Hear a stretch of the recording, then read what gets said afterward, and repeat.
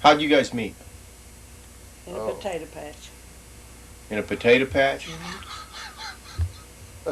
Really? Yeah. Well, how? We were planting potatoes and he came over. I don't even know why he came. I don't remember now why we was over there. I was over at Dad for something, I think. Or I went over there for something. Anyway, I don't know what it was. So that was in the merry month of March. We planted potatoes in March. What year do you remember? 1942. We were married in May. So you met in March and you were married in May? Did you? And you didn't know each other before then? We Just knew of one another. knew of each other was about all. Where was that? Did you ever hear the story about getting a kiss beside the door? No, I don't have a. I haven't heard that story. He's going to have to start talking, isn't he? Yeah. So what story was That's one thing that? he could think of. Yeah. Now that's been, well, that was back in 1942. This is 98. How long would that be? That'd be Be 56 years. 56 years. I wrote her a little note after I'd got that kiss beside the door, I call it. He wrote poems. Back then I did. I can't do it anymore. But I said, all along the hills and down along the shore, I'll never forget that kiss I got beside the door. That's all I wrote. Oh, what led up to that kiss? He's getting ready to go home. Yeah. Were you guys out on a date? We was at my house. That's about all we could afford. That's right. Well, after we got married, we had $5 to our name and nothing. Didn't own nothing. Didn't have nothing. All I had is $5. And He had $5 in me. Yep. so are you saying that he may have had more than you had? Yeah, he probably did. Yeah, that was Hard times. hard times. Well, where'd you guys live after you got married? We lived with Granny and Grandpa Henry. And then, see, that was in May of '42, and I got drafted in January the 11th. I went to Tulsa and worked on Standard Equipment Company, building concrete roads into McDonnell Douglas. And I told them I had to come home and shuck corn. I had a 110-acre corn shop. And they told me I was froze on the job. Couldn't do it. Couldn't go. I said, I gotta go. And I went. But that old boy said, I'll tell you one thing. You'll be working for Uncle Sam in less than 60 days. And I was. I got drafted. So if you'd have stayed there, you wouldn't have gotten drafted? I wouldn't have till they got done with me or got tired of me, or either way. Wow. I don't know how long that would have been, but See, some of the guys that farmed big, you know, back during World War II, some of those big farmers didn't have to go. They didn't get drafted. Well, so you were drafted, and then how long had you guys been married when you had to leave? Married on the 6th of May of '42, and I went to active duty on January the 11th of 43. And you left then? Went to Fort Sill, stayed 2 or 3 weeks, and then went to 3 or 4 weeks, and then went to Jefferson Barracks, Missouri. And took training there, and went on to Richmond, Virginia, Richmond Air Force Base, took training there, and shipped out of there and went to Mobile, Alabama. Took, I don't know what you call it, more or less survival training out in the woods. We'd go out and stay for 5 or 6 days in the woods, pup tents. And then we shipped out of there to Stoneman, California. Went to Hawaii Islands, Hickam Field. Then they shipped us across the island to another airport on the other side, a small airport. And we stayed over there a while and then come back to Hickam Field. Then went to Saipan. Stayed there 9 months and went to Okinawa. I don't know how long I was there, quite a while. Then went to Korea, occupational forces. And then come out of there. Now, the war had ended there when we went to Korea, because they went there to help straighten up the roads and runways there. That's what he did. Yeah, I was heavy equipment operator. Turner poles, caterpillars, or whatever. But we after the war was over, then they set up point systems, and ones that had wives, and then the ones that had children, they pointed out faster than the ones that didn't have children or didn't have wives. And you had both. Uh-huh. So it wasn't long I got out of there, which I was awful glad. It was getting cold and the snow was getting deep, and I hadn't seen it snowed before I left there, about 4 to 6 inches, and I hadn't seen it snow in 3 years. I hadn't even been in 35 or 40 degree temperatures in over 3 years. We've been in hot weather all the time. You talk about freezing to death. You can't even get enough wool blankets on to keep warm, I don't think. Seems like I go freeze to death over there. What did you do during the war, Nanny? I lived with Grandma and with Granny Floyd. She was Floyd then. Mm-hmm. I lived with them. Where at? Well, it was west of Afton. 4 miles west of Afton, really. It's out by the old timers knows where the Carter Schoolhouse is. Today it's called Carter Baptist Church. We lived a mile. You know where it is? Mile south of it, and just a hair over half a mile east, back up on the hillside. And the Carter Baptist Church, if you went out of Afton, out north out there before, just north of the elevator there and then headed west, it would be, what, 4 miles, I guess, out there at the Carter Baptist Church. I don't have school there anymore, but he went to school there. Went to school 4 years at Carter and 4 years Todd, and went to high school in Afton. But it didn't quite finish. I got smarter than the teachers, I thought. Made a bad didn't mistake. think so. So what was it like with him gone? What was your life like then? Hard work. Civilian with kids. I had 2 kids, and he had not seen them until, well, when Carolyn was born, 4th February. Mm-hmm. He was gone. He didn't see her till she was 6 weeks old, and I went to Virginia, Richmond. And we came back. He got his only furlough that he had in August that year. And I went out there toward the end of March. Mm-hmm. And that's the first time he saw her. And then I got pregnant again. Marion came along. He didn't see Marion until he was 18 months. Wow. Did you guys farm there, or?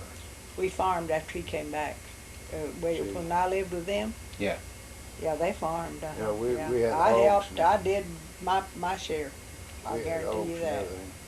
There was a big family, kids, and all the kids worked, because it was all horse-drawn equipment back then. They had that old Papa John Deere tractor that we had, That's what they had. Me and Dad bought that in 1941. That old tricycle? Yep. Me and Dad bought that in August 1941. Wow. And I went out and helped them bale hay, and stack hay.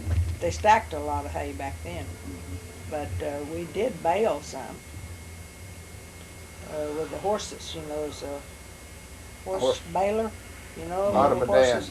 Old horses just went around in a circle and caused all those things to do their thing, you know. And what is it they call that? The block? We used them blocks in it. You know, wooden blocks. You know. I did that too. It had a. How do you explain it? Well, it had a They place. called it hot up and and you stuck hay. It had a chamber like place. You push the hay in it with a fork, and you pull a fork out. You had to time it. Now you pull a fork out, and it would trip it. It's like on a spring. You trip it, and push it down, push that hay down in there, and then the plunger would come forward and push it up and make your square bale, like 14, 16 bale. 14 one way, 16 another, and then you had wooden blocks. You had those wooden blocks, and you stuck that wire through there. I Mhm. remember that. Mm-hmm. It had like a little groove to stick that wire Right, through. right. You ever see them blocks out of hay baler? That's something. Yeah, I do. The old gasoline balers, you know, with, not necessarily gasoline baler, they were gasoline balers, but you could use tractor on them or a motor or a gasoline motor. But they were stationary, and the ones I pitched to was big John Deere's, and we'd try to bale about 30 ton a day. It was going good. But what I was thinking about is lots of times you had two pitchers and a wireman, and a back wireman and a bale bucker and what they call a feeder. The guys pitch it hay up on a platform, and then this feeding man pushes it over, and it's got we call it a head that pushes the hay down in the chamber, and then you got your plunger that comes up, and that head comes back out of there in time. The plunger passes through, and it'll just barely miss it, like an inch or so, and it'll push it in there. And then when you get about ready for a block, if you're putting heavy feeds in, like sometimes you get the hay just right, you take like 5 or 6 feeds would make a bale. But if it's going to be too much, if you only got a certain amount of wire, the wire's only so long to wire it together, and if you get too long a bale, then you got to splice that wire, which you don't have time to do all that hardly. So you'd have light feed, block. They'd follow one light feed and then block it. And then your block shows up in your chamber. See, your chamber comes across and got like 2 inches down on each side, same way on the bottom. And then your block's here, and then your wires go, I forget how far apart they are, probably 12 inches. 10 inches probably. Well, let me ask you this. I want to go back because you guys have told stories about your childhood.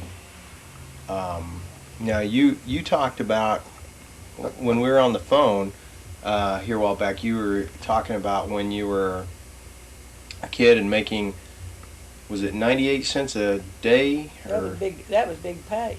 No, I was on, but I was 12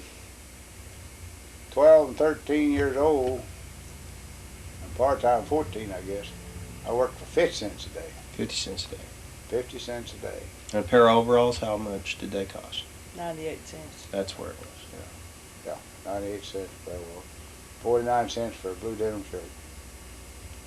Not denim. Or not blue denim. Blue chambray. Blue chambray. Yeah, that's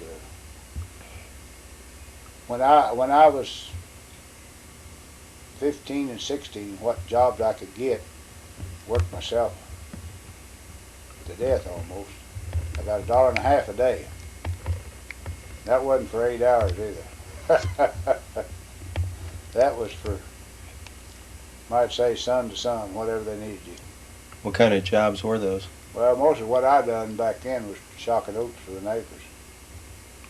And they'd start in like at 8 o'clock in the morning or They'd cut the Or oats, after. and they'd be in little bundles, and they'd tie string around them Then we to hold picked that them up. bundle together. Then- Then they'd take those and stack them together with the heads of the grain up. Mm-hmm. Cause see, I've done that, too. it's not, they're still a little green. In other words, They the need straw to is cure a green, little but the bit grain is pretty well ripe, but it'll go ahead and ripen out perfect. But, you've got to set them up like 8 or 10 bundles to a shock. Mm-hmm. We even cap them on a lot of cases. What's that mean? Lay them down, lay a couple of bundles down on top. Oh, Yes. okay. When they're setting up like this, then you take them bundles. A lot of times you pull them apart like this, kind of pull them out and spread them out. Lay one this way and then turn around and pull it out and then lay the other one back the other way right over it. And that'll let it drain off of the. In case They're- of rain or heavy yeah. dews. Mm-hmm. But that's the old time. Now this is back about, is either 31 or 32, 1931 or 1932, I don't know which. But he had a $10 note at the bank, paying 10% interest, and for a year, and that year was up, and he owed $1 worth of interest now on that $10 note. He didn't have that dollar to pay that note.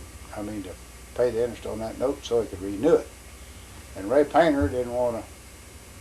He wanted that interest money. He didn't want to renew the note. If Dad If he wasn't going, couldn't pay the interest. he didn't want to renew the note, and Dad just worried himself silly over that. And because Ray wouldn't renew it, but Ray finally did renew that note. He finally told him it was. He'd do it one He more get- time yes, or he'd do it something one to that more time. effect. Yeah. But see, if he'd have renewed the whole thing, that'd have been $11. Well, he did. That's what he did. He made an $11 note and renewed it for $11. Mm. But I can tell you one that's about as fascinating as that is. We was cracked out a flower one time. This is back on about the same time. And they didn't know what they was going to do for flour. Because they didn't have no money to buy it. This was his folks. So, Oh, okay. so Dad said, well, you know, they'd talk about it. I can remember talking about it. They didn't know what they was going to do. Dad finally said, he said, I'll tell you what I'm going to do. I'm going to load up. I could forget how many bales of hay it was, but it would have been like, he probably loaded up maybe 25 or 30 bales. I don't know. They were square bales of hay, baled with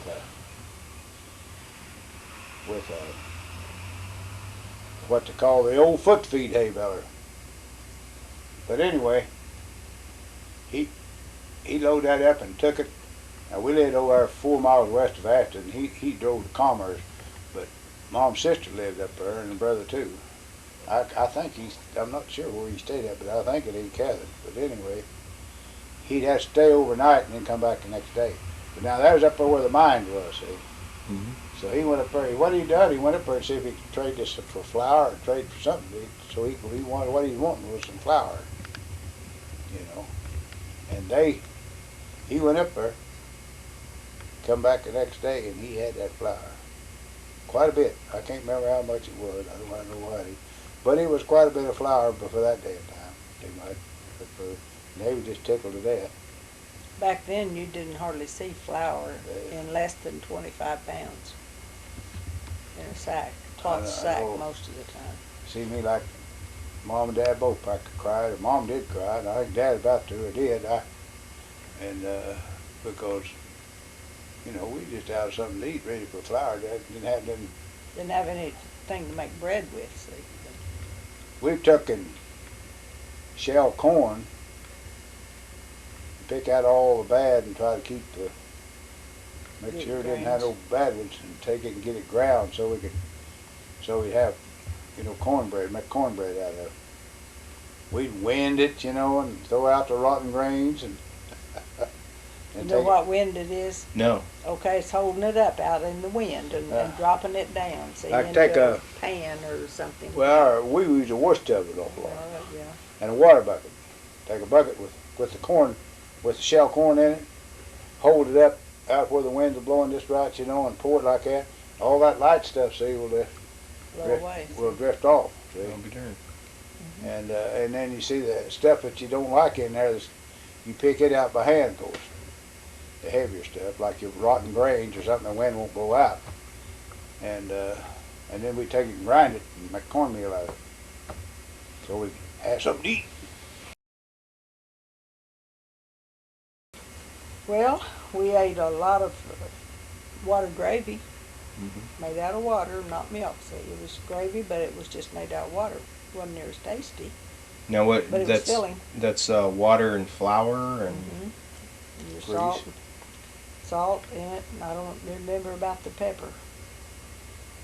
Dorothy was a baby. Dorothy wasn't born until 31, but I can remember when she was born. And we didn't have a lot of choices of food, you know. I don't remember that we ever really went hungry. Mm-hmm. I don't know how we got some of the food. Mama always had a garden, for one thing. But, of course, you didn't even have pressure cookers back then. Your So. dad's quite a hunter, too. Yeah, he was a hunter.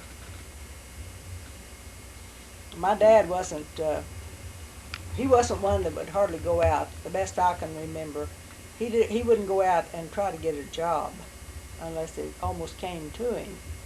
He would hunt. And he'd pick up pecans or some kind of nuts, you know, wild. But I can remember my mom tried to get him to go get on WPA, you know. Mm-hmm. WPA back during Depression time. Yeah. PWA, some of them called it. Well, PWA was Public Works Authority. Yeah. This is WPA. What does that stand for? Works Progress Association or something like that. I don't remember really what it was called. Yeah, was but one. You know, I WPA still got some of those old ration books that we had back during World War II. Well, now, you were the oldest? I had a sister older than me, but she was a half-sister, really. She was a half-sister. She passed away, didn't she? Yeah, in 37. How old was she? She's 14. 14, I believe. believe she was. 37, 27. She's older than me. You But said my she- mom got pregnant with her before she married my dad. Oh, okay. Was she, how did she pass She away? wasn't. She didn't belong to my dad though. Okay, That's How- how she became a half sister. okay. She had another daddy. How did she pass away? Oh, just her and Mama got into it over. I don't even remember what. I can remember it all happening, but they got into it, and we always called her Tootie, but her name was Alice. But she was nicknamed Tootie. I don't know why, but she wasn't going to do what Mama told her to do, and Mama says you are. And they scuffled, and she died. I suppose it was her heart.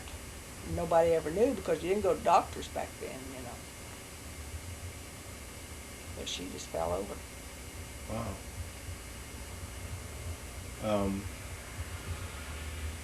Wow. And then, so you were Then 12? I was next. Let's see, where was I 12 then?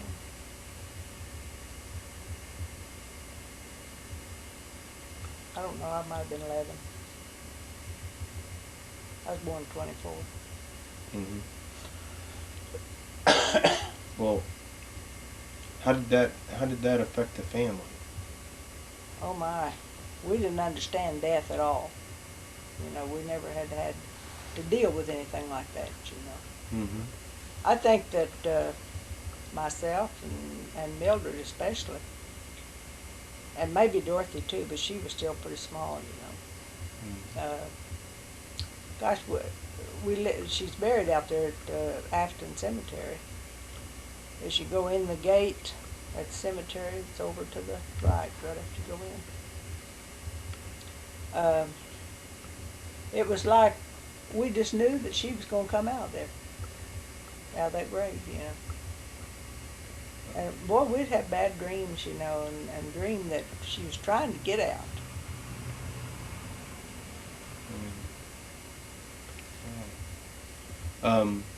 And you had told me that during that time too, that you had hobos around there. Oh yeah, back during Depression times, there's Yeah. guys that didn't have jobs, they didn't Lots have of 'em. money, and they would ride trains, freight trains. Yeah. They'd hop on those freight trains and ride them. And you get off there in the afternoon looking for something, you know, or nothing else, looking for food, or they're looking for work too. Actually, I remember us being afraid of them. Of course, we'd been told, you know, don't mess around them kind of people, you know, and this and that. But wasn't near as bad as it is now. They were No. good people. They would. They were hungry, and they would do some type of work for you if you would just feed them a meal. And my mom fed them what little bit we had. Of course, see, she and my dad separated and divorced. When was that? Oh golly, this was when, You were small then. yeah. Well, I was in second grade when we moved to Afton. That's when it happened. From It was right after that. where did you move from? From Claremore. Okay. We lived out in the country. I've heard of Claremore and I've heard of Inola, and they're close together. Mm-hmm. And Like I don't you know live which. closer to Inola, according to what I've heard your dad talk about. Yeah, probably did. But That's golly just darn, we went to. He wouldn't let me go to school till I was 7. Why And is he that? had no education. My dad didn't. Mhm. He couldn't even write his own name. Now my mom didn't have much education either. She went through the 3rd grade. Right. Well, why was it that they divorced? Do you remember, or do you know? I don't know, but I think it was probably just because of hard times, and he didn't get out, and she tried to get him to go get a job on this WPA we was talking about, or PWA, and he wouldn't do it. But after he wanted to go back to Claremore, I think, too, mainly, Mm-hmm. which he pulled that on me, too, you know. What do you mean? Well, he lived with me and Papa. We went to get him one Christmas. He lived there in town in Claremore, and we went to get him one Christmas. He didn't have telephone, and so where he lived, it was just a rooming house, you know. It was right on the highway, right there in town in Claremore. And we drove down there, and Papa asked me. I never thought about it. Of course, I'd been used to him being around, you know. Once in one blue moon, he might come, you know. Might not see him for 3 or 4 years at a time. But anyway, I know his preference of living was in Claremore, and I think that was one reason why they separated, was because there was no work. Times was really hard. Kerosene lamps, didn't have electricity, and not much to eat. No. See? Oh, go ahead. I was going to say, back in the teaming wagon days. Well, there was long years after that, there was still teaming wagon. So, but anyway, we went down and got him, or went down to see if he wanted to come to our place for Christmas, and we told him we would take him back when he got ready, you know. He wouldn't have to worry about how he was going to get back. And so he said, well, I'll get my suitcase. Well, I tell you what, his old clothes that he had was nothing but rags. They had been patched, and I imagine he had patched overalls, you know. And they were half washed. I mean, they was stain so, you know, because they never was gotten clean in a washing, you know. Probably just hung up anyway to get them dried too. And he stayed with us for 11 years. Well, what kind of person was he? Well, he's pretty quiet. Yeah, Fairly quiet person. He was a small man. he liked to talk about, if he talked about cattle or hunting or things like that, he's kind of like the rest of us. He had his own, what do you call it, ideas or the things he used to do. He liked to talk about some of the things that he used to do, like riding horses and such as that. But anyway, he lived there with us. He never did say anything about going back. He had no money. I don't know how he was living down there. He had no money, I don't suppose, because he chewed tobacco. That last time we went and got him, they called for us to, that he was out of money, didn't they? That tell you where he was staying? Nope, not that last time. Was that the time before? I got him on the welfare after he'd been with us for years, you know. Yeah. And we didn't have extra money, you know. We had 3 kids and them in school, and boy, we just barely making it ourselves. That's the only money he had. We bought him clothes and tobacco. We'd buy tobacco for him, and then when the kids had to have something, you know, like a pair of shoes or some kind of clothing, you know, a lot of times we didn't have nothing to spend on the next one, you know. Mm-hmm. So we had some tough times. when the kids didn't need anything or have to have it, a lot of things they thought they had to have, but they didn't. But then we'd get him maybe a pair of overalls, maybe the next time. And we milked cows, you know, and we sold the milk. It was Class C milk. What's that mean? Well, it's you're not set up for grade A. Grade A is it's more or less more pure than grade B. Grade B milk, they make cheese and all that stuff, butter or whatever out of it. Mm-hmm. But they don't homogenize it to drink or anything. They just call it grade B, and they make Grade C. different things out of it. But anyway, me and him didn't see eye to eye at times. And I bit my tongue many a time not to say anything to him, you know. But your mom was his pick of the 3 kids. Oh, really? Oh, yeah. And she could do anything to the other kids, walk by them and haul off and slap them, and then move on, you know. And if they went to take up for themselves to get even with her, he would grab them and hold them and not let them take up for themselves, you know. And so one night, when this all came to a pretty good end, I had to go out and do the milking, you know, and Marion had to go help me. And we came in and got through with the chores, and all except watering some calves, and Marion was going to go do that. And he come in, and your papa was asleep because he worked midnights. And your mom was mouthing, which she had a pretty good habit of doing that. And she'd tell Marion to be quiet and everything, you know. If Marion come in to tell me something, you know, she'd lay right in front of the TV and have it real low so she didn't disturb her dad, you know. And so I told her to be quiet, that Marion was talking to me. Well, she just kept mouthing. And I said, okay, little gal, you just get yourself down to the barn. I'll work your little butt over. And she went to the barn. And I followed her. And I didn't know it because I didn't even look back, but my dad followed me. I guess he's going to give me a whipping. But he never said he was going to, and he didn't lay a hand on me. And he said, I knew he had been wanting to go back to Claremore, but he never really come right out and said, would you take me, you know. But see, I had gotten him on welfare. And the lady that worked at the welfare department in Bonita at the time is who I saw. I don't remember what her name was. But when I went to, see, we had Frank's dad. We had Grandpa Henry and Grandpa Charlie They both lived there at the same time? at the same time. Oh. That's right. Oh.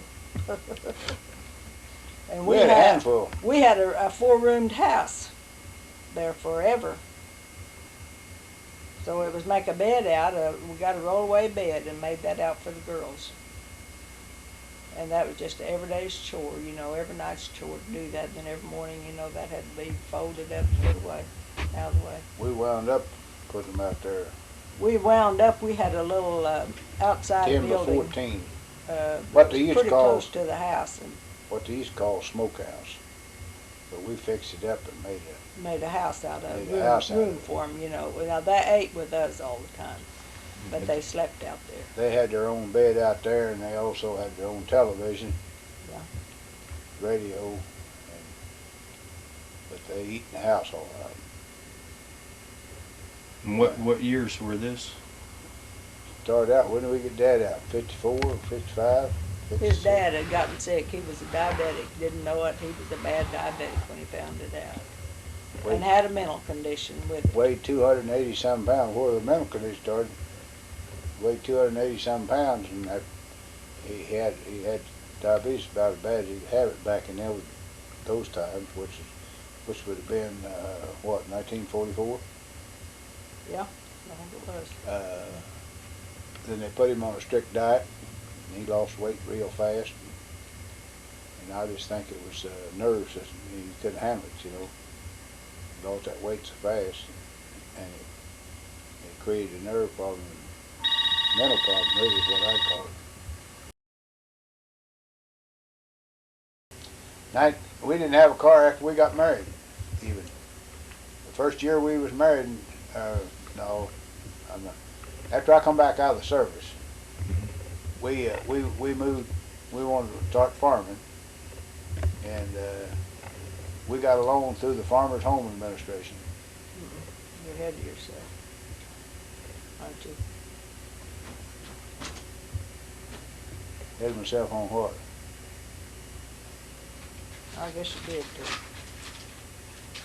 We, On we the loans, what I was talking about. yeah, we got a loan to buy some. I bought cattle and stuff with it, and I had that V John Deere tractor that me and Dad bought together. Mom said I could have it, and but anyway.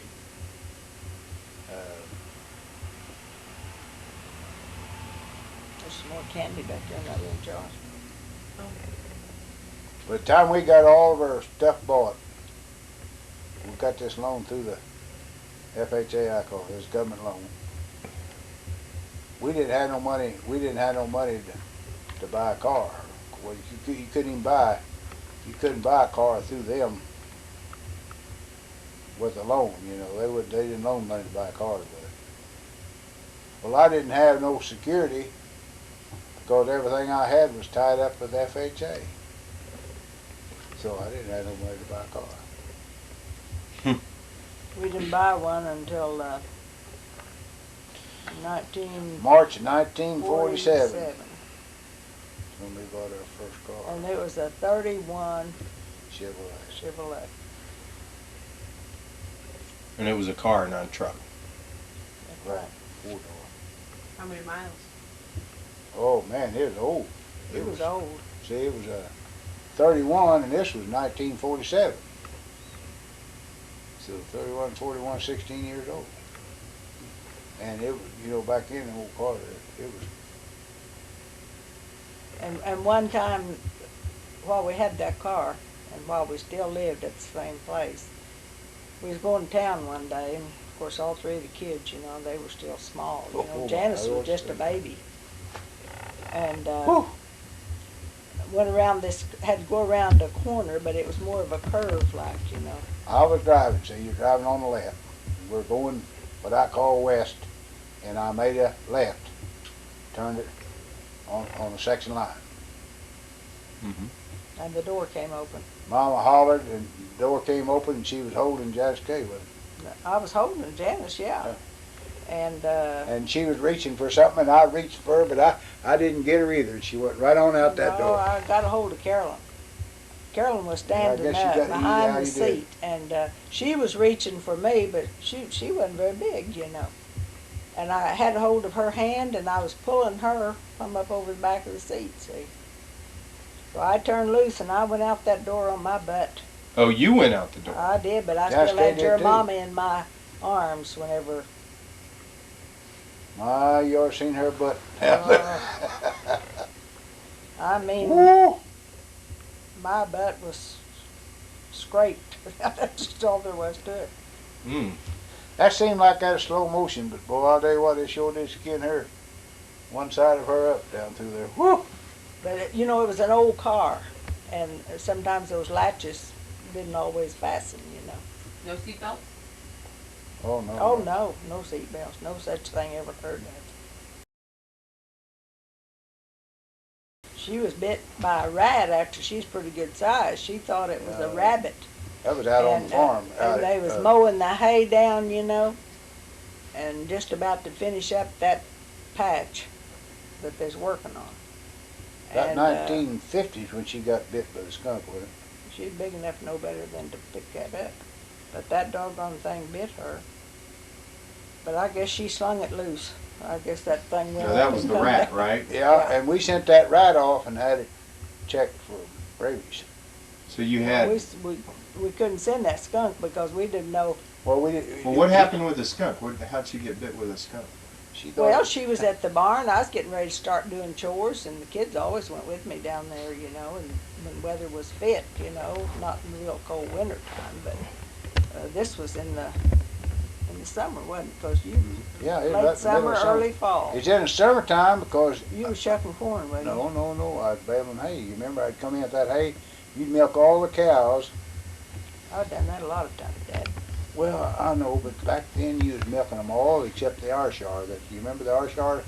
Yeah. The Canadian Arshar? Yeah. She'd calved, you know, and she was pretty feisty and you couldn't milk her. But you put her in the barn and leave her.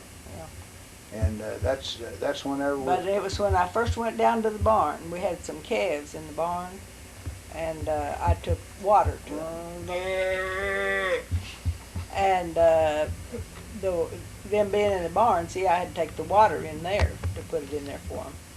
And she was right there. Janice was just, gosh, she wasn't but what, 3 years old? Mhm. I don't know if she's even 3. Yeah, she was too, about 3 years old.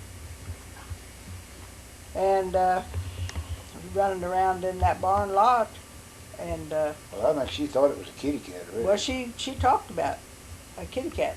As far as I knew, there wasn't any of the kids that had ever even seen a skunk before, you know. So I couldn't figure Carolyn knowing that it was a skunk. But Carolyn was standing there at the barn door, and the wind was, you know, pretty strong, and she was holding that door closed, you know, and about halfway looking in there at me at part-time, you know, while I was taking care of those calves. And boy, I heard Jessica start crying, and she just cried so hard, you know. I knew there was something wrong by the way she cried. And I said, Carolyn, what's wrong with her? And she just looked around the corner of the barn because that door was right at the corner. And she looked around the corner and she says, oh, Mama says, there's a big old skunk and it's eating Jessica up. Yeah. It's And eating it her up. bit her on the leg, right in here on her leg. And it bit her hand right in here. I imagine she was trying to push it off of her or something, you know. But that thing never did throw any scent.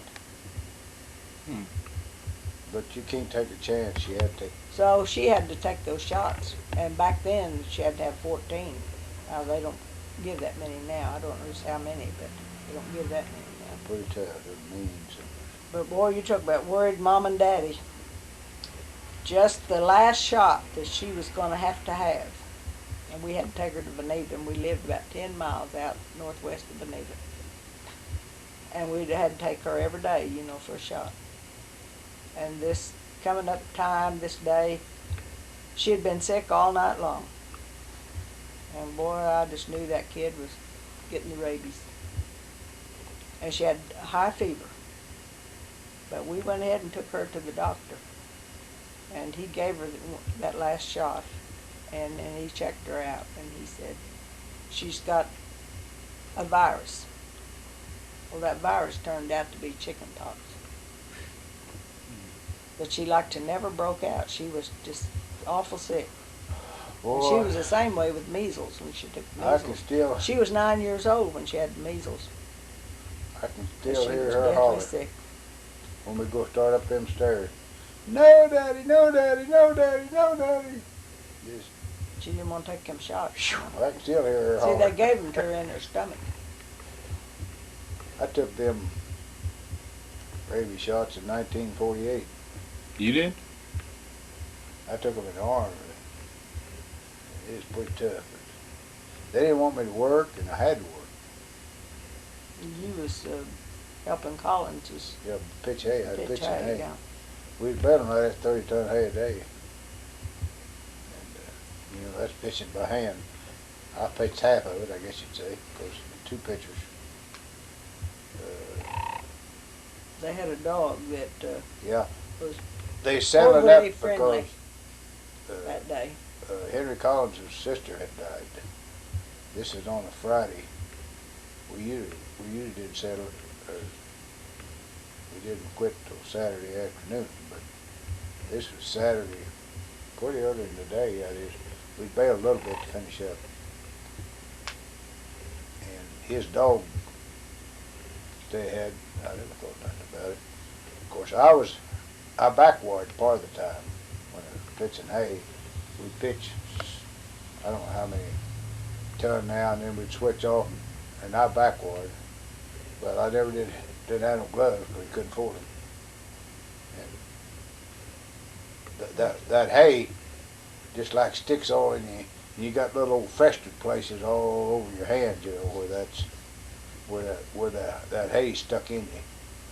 Which, you know, it ain't that bad if you ain't got gloves, you can't afford them. It don't make any difference. But anyway, that dog licked my hands. Just, you couldn't keep him hard and done it. Scolded him 2 or 3 times. He'd walk off, he'd come back. This was on Friday. Saturday night, they killed him in the afternoon. Mad dog, mad dog. Bad mad dog, I guess you call it. And so I went to the doctor to see what I ought to do. And he said, well, that's up to you. But he said, you're always taking a chance if you don't take the shots. And he said, that's a possibility. I told him what he'd done, you know. Of course, my hand, he could see how my hands were messed up. He said, that's a possibility. But that's up to you. So I went on home, and I said, well, if I don't go mad if I don't take the shots, if I don't go mad from that, I'm going to go mad of thinking about it. So I just went back and started taking the shots, but I took them in my arms, and my arms, they like to never got right, did they? They had big old knots on them. Big lumps there where They stayed on there quite a while. But I wasn't supposed to work, that's what he said. He said, it probably won't kill you, but he said, you're going to be miserable for a long time if you work every day. Like I told him, I had to work. Wasn't no, I couldn't, see, I pitched hay to get hay for my cattle for the winter. That's the only way I could survive, more or less, I guess you call it. I had to, of course, didn't have no money. We had a tough time for a long time. we had Even chickens, after but they had to have feed too, you know. And we'd sell the eggs, but a lot of that money went back into feed for them. See, we And bought, same way with the cows, you know. We milked the cows and we separated the milk, which I don't know if you understand that term or not, Michelle, but run it through what they call a cream separator. And Turn it with you turn that handle, you see, and it's got, you don't even know it either, do you? I remember seeing it in that pile out at the farm. Yeah. Yeah. Carolyn's got it now. Oh, really? That's where her mailbox is. Oh. The milk comes out one spout and the cream come out another. It separates that milk From and the cream. The butterfat, you call it, you know. You could tell, It had two places to set things, you know, and it had two of them spouts. They was not on the same piece of it, but one set on top of the other, like, you know. And then those spouts you could turn them however way you needed them, you know. it's, And it had little old shelves there built out on it, see, to set like where the cream came out. And boy, that old cream be good and thick, you know. Boy, it's good on the cereal. I tell you, my favorite was rice or oats. Cook them, you know. Of course, had lots of it then because you couldn't afford to buy dry cereal. Well, they didn't have that much of it either. No, they didn't have very much. But you can take them hot oats or hot rice either way, you know, and throw that sugar on there and pour that separated cream on it. And woo-wee, man, that's That was good. just like eating ice cream. Oh yeah, the best ice cream. That's just as good as the best ice cream in town. That separated cream on You it. remember that cream, don't you, son? Mhm. When we had old jars, Mm-hmm. Remember how to take the old fruit jar and make the butter? Yes, I do. you helped do a little of it, didn't you? Mm-hmm. Used to churn the butter. Yeah. Hey, so you told a little bit about what Mom was like. What were the other kids like when they were kids? Your mom and Carolyn, you know when there's three, they don't always get along. Or Two when there's kids. two? Two kids will get along better than three, as a rule. And, they were just kids. You know. Yeah, they That's wasn't. all you can make out of them. They were just wasn't. They kids. wasn't on there. That is, all a little on there. But There's I mean, one thing about it. They never did break out a window. And him and Elwanda. He tormented Elwanda, and Elwanda would throw things at him. Oh, she gets mad at me. She throw it, and I'd duck them, and once in a while they'd one go through the window. Then we both got a whooping. Well, she was high tempered. I get teasing her. Why? She'd throw everything she'd get at me. Most of them her shoes, boy. She'd throw that at shoes. Hardest times was, though, she'd better took care of those shoes. Back then, we allowed one pair of shoes a year. That's all we got. If you wore them out, You went barefoot. you just went barefoot. And they had to work like heck and figure for 6 months to figure out, be sure they could have a pair of shoes for everybody by fall. See, had it got to try cold to get weather. new shoes on them before it got too cold. But that's when it was the worst, you know. Summertime, you didn't worry about it. If you didn't have shoes, you just went without. Aren't you glad you didn't live in those times? I could tell by looking at you. Well, I'll tell you what, they talk about them good old days, but They can have them. I think we like these a lot better. Well, another story that you tell is the night that was it a cyclone hit? Yeah, Uh-huh. yeah.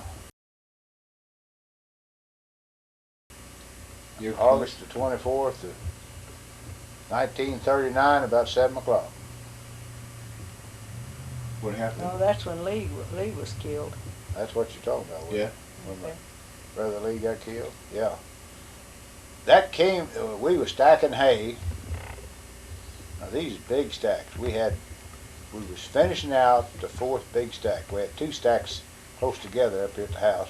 We like one load finishing that last one. We was done haying. And we was trying to get that on that. We hurried to try to get that on that stack before that.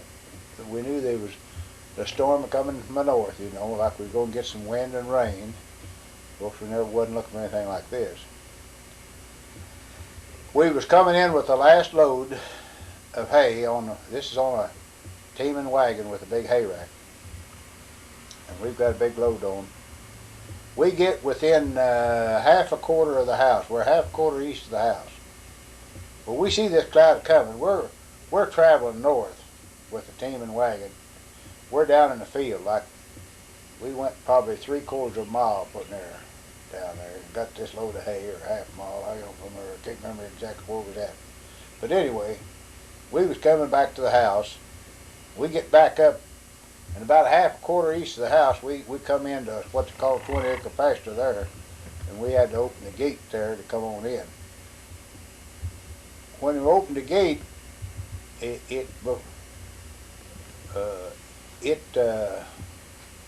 wind started blowing before I got the gate open. Got the gate open, and the wind blowed the, I call it blowed the back end of the wagon a little bit. But anyway, we got that gate closed. We headed on to the house up there. Before we got to the house, I could see that the house was coming apart, and shingles coming off of it and everything. Well, the wind was blowing hard. I'd like to say before I get too far down the story, when this was coming up, I can still see that cloud today. I can too. That was before we were married. Yeah, this is 1939. That cloud was like it was a mile-high roller with no end to it this way, just coming at you, rolling. It was like it was on the ground. It's on like it was on the ground, and it's just a monster roller, you know, a coal black sky. Black as the ace of spades. Yeah, it's just like it's almost to me back then. You wonder if the world wasn't coming to an end. You know, you make you think of things like that. You know, and we was coming up through there at the house, and that house was really coming apart. We're still on the wagon team now, but you can see that house. Of course, now this house was built cheap. It wasn't no, wasn't stout like this one is or nothing. But anyway, we couldn't get to the haystack, so Dad said, "We'll pull up on the south side of the barn." Well, I didn't know. I couldn't hardly make him understand. And when he said that, the lightning then, the tin was just coming off of that barn, and I did nothing. I didn't know what to do. About that time, the Lord saved us, I think, because He dumped us. That hay rack turned over with hay and all, that upside down. Of course, that hay being loose hay, you know, it never hurt us, you know. Well, it didn't all go away, really, but most of it did before the night's over. But right then it didn't. But it didn't hurt us because it was soft, you know, that hay was. Of course, we hit the ground, but anyway.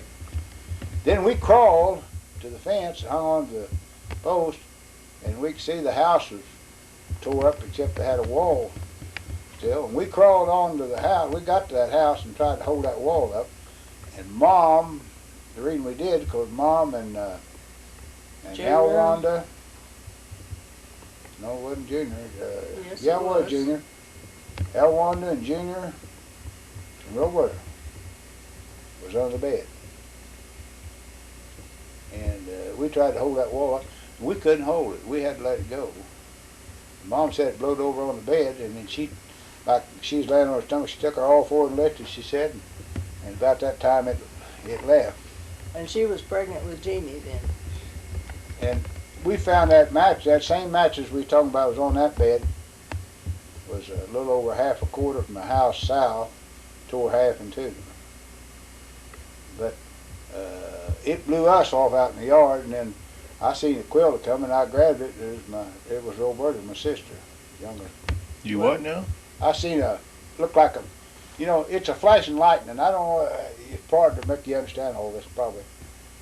But like, it's almost continual lightning, you know, which gives you a little bit of light once in a while. Otherwise, it's dark. You couldn't see your fingers right there if it wasn't a lightning. But it's lightning almost continually. And that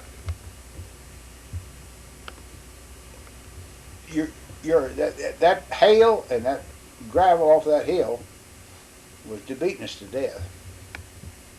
And I seen this coming like a, you know, like a quilt, you know, it's kind of wadded up and rolling, you know, and boy, I grabbed it. I was laying right flat on my belly now, trying to stay down flat, because if you didn't, that wind get a hold of you, you're gone. And I grabbed it, and it was my sister, Roberta. And that was a mean storm. It blew everything away we had. Don and Lee, the one that got killed. run out the east door, They was gonna go to the school, which was 2 miles. 2 miles from home. They was gonna go down to school and go to Cellar, and they were just little old kids. Lee was 12 and Don Don was was- 6. You sure he was just 6? Yeah, I I was guess he was. 16. He's 10 years younger than I am. And But they didn't make it. They just got out to where there was a kind of a fence between the fields and the pasture out by where you had a hog pen, wasn't it? Yeah. And Don got a hold of that hog fence. Now, him just 6 years old, he claimed he hung on to that, and it ain't no I know he's telling the truth. He said he hung on that tight, he wasn't about to turn loose, but he said that wind whipped him like this, up and down, you know, like he would a rag, I guess, you know, him holding on that fence. He said he just, and it two before something hit him across the chest here. Well, I mean, he had a big old gash, and I mean, he still got that scar today. And of But course, Lee, it killed Lee. yeah, it tore him up. Just tore him up all over. Cut his, well, a 10 hit him, and it cut his face plumb off. I don't know just exactly how it hit him, but anyway, his face was all off. And he had one arm broke, and run out through the flesh, and one leg broke through the flesh, and a split 2 before run through his stomach. He was, But nobody else was hurt Not- except Don. yeah, that's all. The rest of How us. about the team? The horses? Well, one of them got an awful gash right up on top of his rump, I call it, you know. The hip bones up there, you know, right here on this wheat. Or you usually pat them up there, you know.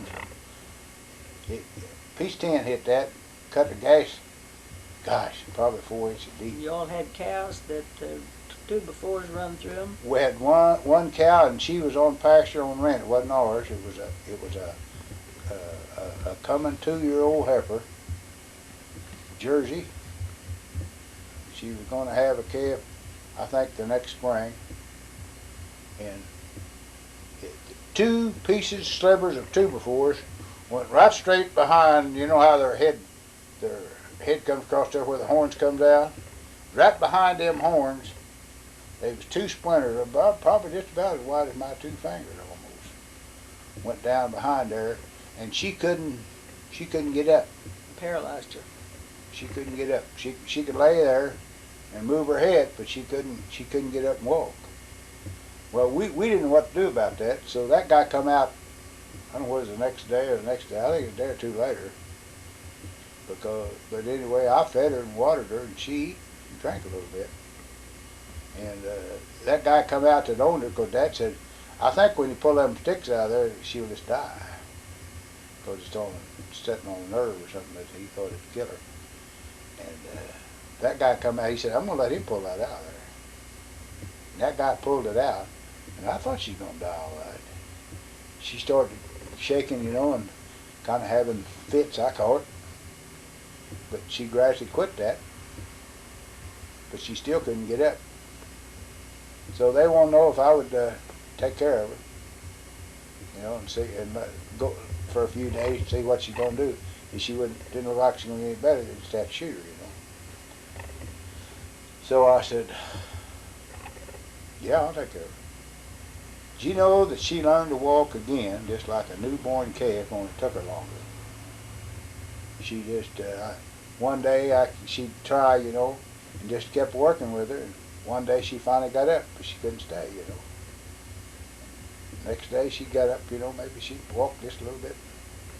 She finally, over a period of time, I can't remember how long it was now. But She lost that calf though. no, they took her back, and she turned out to be a milk cow. See, back then, these little towns like this, everybody had a little cow. Well, they milked her, you know, and took care Had of their her. own milk. What? Yeah. I'll tell you one. Well, let me ask you this. How did, because you guys were out in the country, right? What did you do with Lee? Did he... we finally got it. You and your dad, didn't you? Yeah, that me and Dad found Lee, And then when we found him, we had to go and leave him. We didn't have no other choice. We had to find some way to get to, see, we didn't have no vehicles, you know. Our neighbor had a car, but we didn't have one. This is back in '39. I was 16 years old. So we go to hunting for, we wonder where our team is that we were driving. So we finally find the team, and I take one of those and I ride that over to the neighbors. But now, to tell you this, we went down to our other neighbor, Driscoll's, George Driscoll's, and borrowed the lantern. See, and that's how we found Kerosene lantern. Is that Driscoll drug? No. Troy Driscoll? Oh, okay. No. But This you is a borrowed farmer. the George lantern? Borrowed the lantern, the old-time lantern, and that's when we found Lee. Then we finally found the mules, and I took one of the mules, pulled a horse off of him, and rode that mule. And then Dad opened the gates for me. Now it's still blowing, it's still raining a little bit, and the lightning is terrible. And when we went our gate, and then right across the road, we hauled water through there with a team with a sled with 2 barrels, and we'd go cut across there to Everett Tate's and haul drinking water. And, well, all kind of water, or wash water and all. We didn't haul our water for our animals from there, but we hauled all the water we used at the house. But anyway, that was just 2 wires tied up there. Wasn't no what I'd call a real gate. But Dad unwired them and walked around to let me ride the mule through, and it come a bang of lightning and knocked him down, knocked the iron out of his hand, and boy, it scared me to death. And it turned out that it didn't hurt him. But I had Knocked him away from that fence. I had a big scare over that. Boy, he The lightning hit the wires? yeah, and of course it went. See, that was the end of it there. See, it went right on out. You know,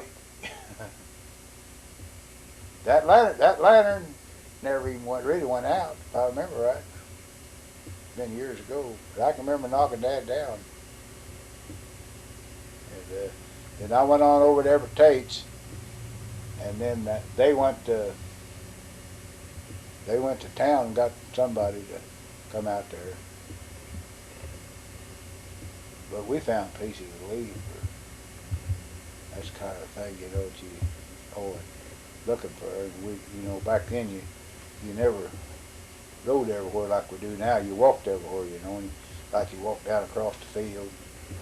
This was a small hay meadow where he was, You'd find where they found him. you'd find a piece of a skull or something, you know. It was. That's something that it's kind of like them war stories. They stick with you. They never leave you. How'd that affect the family? Well, it's Granny was, pretty rough. put her to bed, didn't it, with Yeah. her pregnancy? Yeah, he did. Martha Jean was born in March, and Granny never wasn't up, I don't think, after that. Mom's back was beat, what I call black and blue, but it had dark red spots all over her back. Just speckled as Where if that it was. hail had beat her, you know.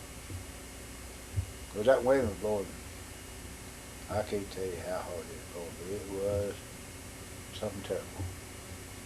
Martha Jean was born, now this happened August 24th. Martha Jean was born March 17th, 18th. 18th. And she had the spots on her just exactly like Mom. But they left. They didn't stay. I was going to tell you about an old story that probably won't mean anything to anybody unless it's an old timer like myself. We lived out there. We had out there where we're talking about where the storm was. This was after the storm, No, it was before. It was before the storm. Les Seaton lived just almost a half a mile west of us. He had a little farm down there. A fellow by the name of Dad Stansbury lived back over a little mile and a half to the northwest, northeast of us. And though he was pretty old a gentleman. But anyway, Les had a horse. Mary got sick, and they were talking, him and Dad Stansbury, talking about it, and he said, "I'm pretty sure she got lockjaw. That's what's the matter with her." And he said, Dad Stansbury said, "Well, you know how to cure, don't you?" He said, "No, I didn't know there was a cure for it." He said, "Yeah." He said, "You can get you a hammer, about a 2-pound hammer, and you hit her right up here between the eyes, just a good pop, and he said that'll break them jaws loose, and that'll solve that lockjaw." Well, that's what Les done. And about a week ago later, Dad Stansbury seen him and said, "Well, how's your mare?" He said, "I killed her." Well, he said, "You hit her too darn hard. That's what he done." But he meant for her to kill her anyway, because she wasn't going to make it over that lockjaw. That's what's funny.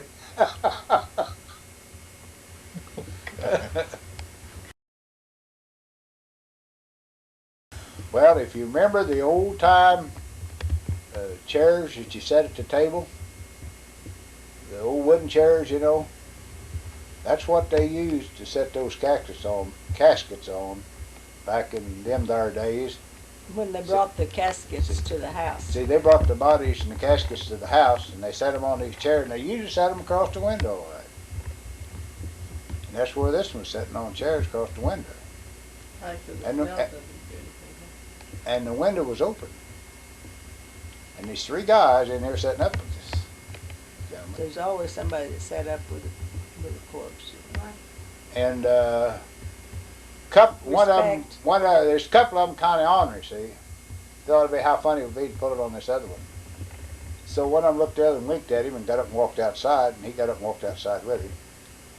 And I guess there was some cats around there. They was wanting to see what they could do to scare this guy. So you know, people are afraid of dead bodies. You know so many are. So there's several cats around there, so they got the idea that they just tie a couple of them, take them old cats, tie their tails together, and throw them inside there to try to scare that old boy, you know. And they threw them in there, and they didn't get them throwed right, and they hit the casket, and the casket where his feet was fell off of the chair, hit the floor, and this casket up here, this stayed on the floor, on the chair, and then that threw him down like that, and his body, his head fell over like this, like he's going to fall out of that casket, see. And the old fellow that was inside there that they was trying to scare, he said, "Lay back down there, old man. I'll throw them darn cats out."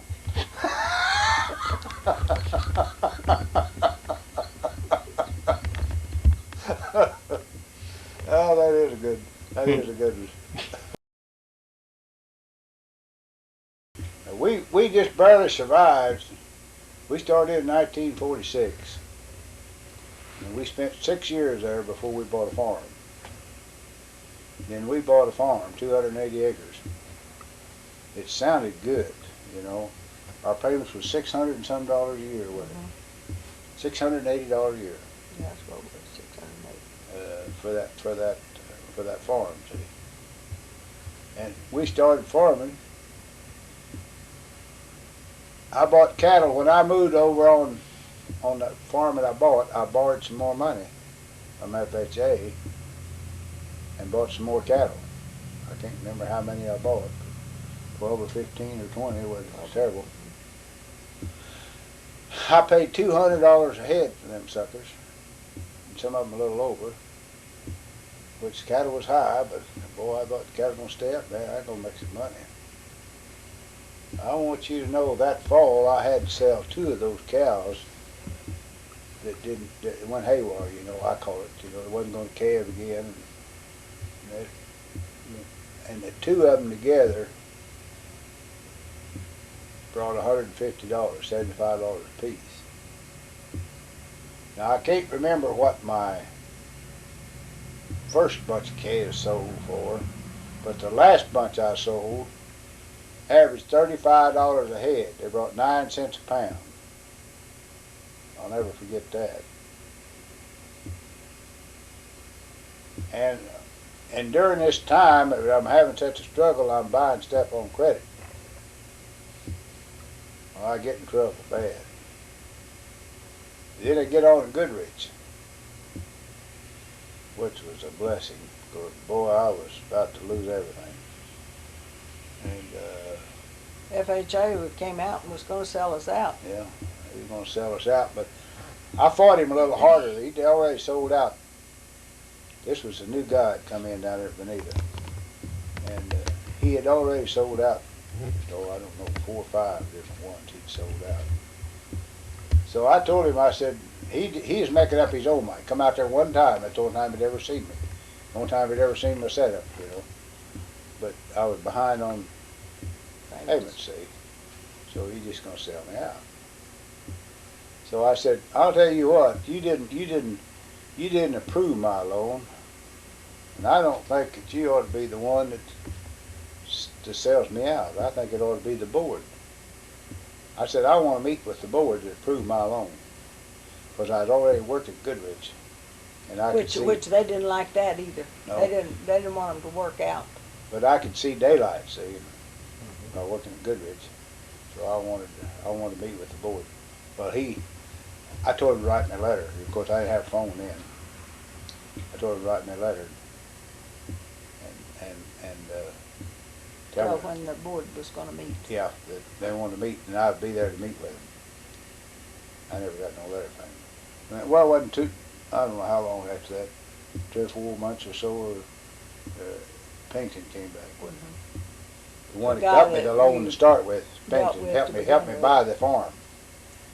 And he came back, and of course, I liked him, and he liked me, I think, and he came out, and I sat down and talked with him and showed him that I thought we could Finally catch up. I wound up with 3 payments behind, 3 years behind, hadn't made a dime payment. And I paid it up at the end of the 3rd year. I made all 3 payments. But I still owed a lot of money otherwise. But I'd pay it on them $1 to $5. You remember that? Yeah. It's all we could afford, though. But at least we was trying to make an effort. What do you mean $1 to $5? Oh, if you month. owed $5, you No, I owed hundreds, but I know, but you pay a fifth of. pay $1 a month or $5 a month. Whatever we could spare. Oh, okay. That kept them from garnishing my check or suing me or anything. See, Because it showed that once I started making an paying on it, effort. if I kept it up, I was showing an effort to pay for that. So I didn't have to. They couldn't. I said I didn't have to. They couldn't sue me or garnish my check, but as long as I was making an effort to pay for it. It took us 7 years after we got. It took us 7 years to catch up on the payments.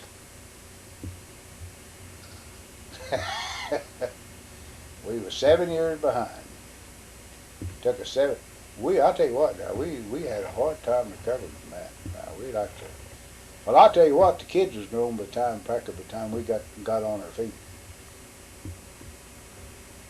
Okay. So it's mid-60s. Yeah, mid-60s, I was doing pretty good. Well, we worked hard, though. I'll tell you that. Yeah, 7 days a week, 365 days out of the year.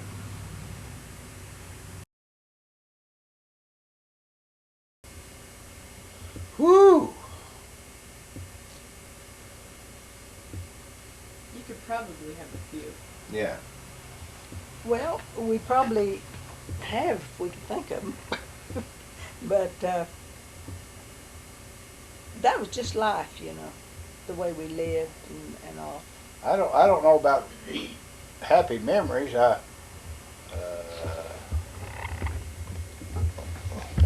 I've never been a person to be unhappy. Rose isn't either. We just take things as they go, and we enjoy life. We've We just enjoyed try it. to make the best of whatever it is, you know, so. We've enjoyed it real well, and just like I've said here over the last year or so, I thank the Lord every day for my strength and my health and my mobility, because there's just so many people in this world today that my age or less is not near as fortunate.